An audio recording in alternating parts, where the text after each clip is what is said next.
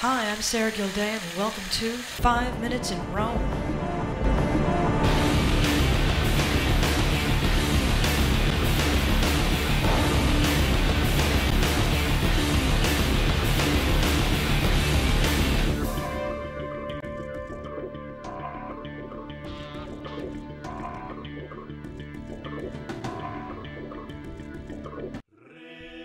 St. Agnes lived in the early 4th century A.D., at the time of the Emperor Diocletian, who was especially active against the Christians. Among those killed were the tribune Zeno and 10,203 Roman soldiers and associates, quite an outstanding number. St. Agnes was 12 or 13 years old at the time, based on an examination of the cranium. She was from a wealthy Roman family, but was discovered as a Christian after she refused to marry the son of the prefect Sempronius. Roman law forbid the execution of virgins, so she was sent to a brothel, but through a miracle was not harmed.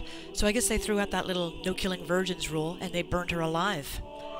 St. Agnes will become so popular in the Middle Ages that girls in England had their own holiday on January 21st, the anniversary of her death, and there were more churches in Europe dedicated to St. Agnes than to any other saint.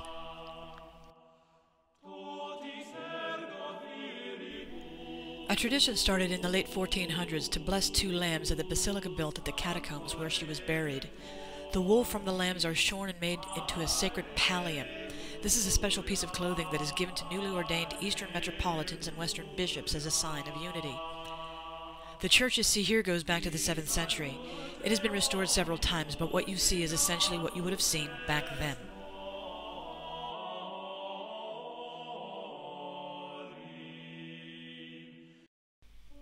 The church where St. Agnes was martyred is on Piazza Navona. There was a church here already in the 8th century, but that was completely rebuilt for Pope Innocent X Pamphili as a family chapel for the palace, which was, well, everything you've seen so far and more. In 1657, Francesco Borromini completed the facade. Borromini is known for his swirling convex-concave designs, elliptical domes, and his favorite color, white. This perfectly round dome is the work of the Rainaldi family, with its breathtaking, swirling Glory of Paradise fresco by Shiro Ferri in 1689. For Baroque, the whole building takes part in the pictorial illusion created by the ceiling and becomes a means of a giant display, so the spectator will be swept off his feet into the world of the divine. Decorative elements in the church were completed by the students of Bernini, Alessandro Elgardi, and Borromini.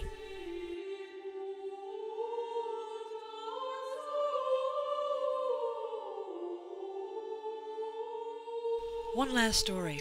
It was well known during the time of Francesco Borromini and Gian Lorenzo Bernini that they didn't really get along that well.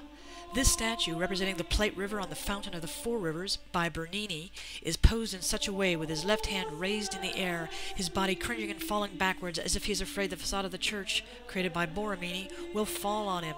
St. Agnes, on the other hand, is posed on Borromini's facade, as if to say she can't stand to look at that horrible fountain by Bernini.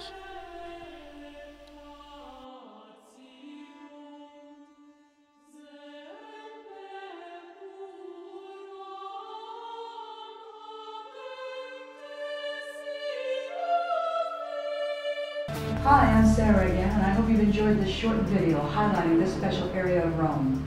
I've been giving tours here for over 7 years, and I'm offering these free videos with the idea that if you like the presentation you see here, and you plan on coming to Rome, you might be interested in one of the tours I offer. For example, I do a 2-hour tour of the Sistine Chapel and Vatican Museums. The Vatican Museums are the largest museums in the world by piece. If you were to stop and look at everything for just 30 seconds, you would be there for 6 years. So my tour highlights the absolute best pieces in the museum. Of course, we'll spend a lot of time talking about the Sistine Chapel, but along the way, I'd like to show you some pieces also by Raphael. There's also a fantastic masterpiece in the museums by Caravaggio. We'll also be going through the Gallery of Tapestries, the Gallery of Maps, the Gallery of Statues, stopping to see some very important statues that influenced Michelangelo's painting and sculpting styles through the years. And of course, I'll cover Michelangelo's Sistine Chapel ceiling and the Last Judgment painting that's also in the Sistine Chapel. I'll tell you the history of the chapel. Why was Michelangelo in there painting? He hated painting. He was considered the world's greatest sculptor by the time he was 30 years old. He did say if you have to paint, fresco was your best medium. He thought oil painting would be better left to women and nuns. So this is why I call Michelangelo the John Wayne of painters.